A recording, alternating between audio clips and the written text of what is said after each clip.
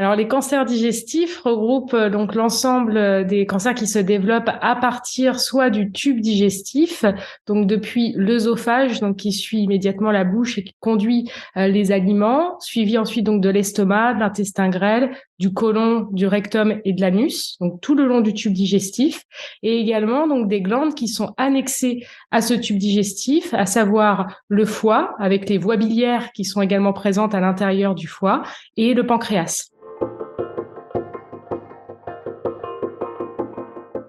Donc, les cancers digestifs partagent en commun certains facteurs de risque. Par exemple, les cancers du côlon, les cancers du foie, les cancers du pancréas ont en commun d'être associés à des facteurs de l'environnement ou du mode de vie. Donc, ça comprend notamment tout ce qui est problématique lié à l'obésité, au surpoids, au diabète, à l'alimentation riche en graisse, trop pauvre en fruits et légumes, au manque d'activité physique ou également à la sédentarité et également aux facteurs de risque mieux connus que sont le tabac et l'alcool.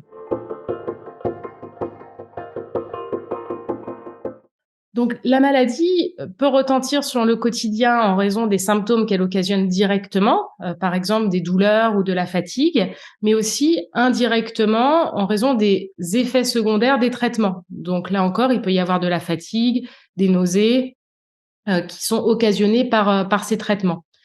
Et l'important à retenir, c'est que les éléments de prise en charge de soins de support, et notamment l'activité physique, vont aider à améliorer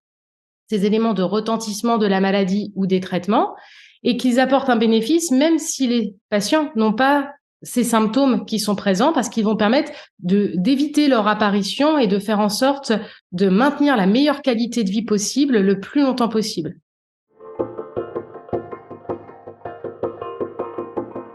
Alors, le parcours des patients comprend deux grands axes. Il y a un axe qui correspond aux traitements qui vont cibler la maladie tumorale en elle-même et qui va comprendre différentes modalités de traitement, la chirurgie, les traitements dits médicaux, c'est-à-dire la chimiothérapie, les thérapies ciblées, l'immunothérapie, et pour certains cancers, de la radiothérapie ou encore des techniques de radiologie interventionnelle. Et en parallèle de ce parcours oncologique propre, on considère qu'il faut mettre en place, dès le début de la maladie, un parcours dit de soins de support qui va viser à lutter contre les problématiques nutritionnelles induites par le cancer. À savoir que le cancer peut menacer le patient de deux manières différentes, soit par son extension en elle-même, par laquelle on lutte par les traitements oncologiques, soit par ses conséquences sur l'état nutritionnel, c'est-à-dire la perte de poids et de muscles induits par la maladie. Et donc, cette prise en charge nutritionnelle va reposer essentiellement sur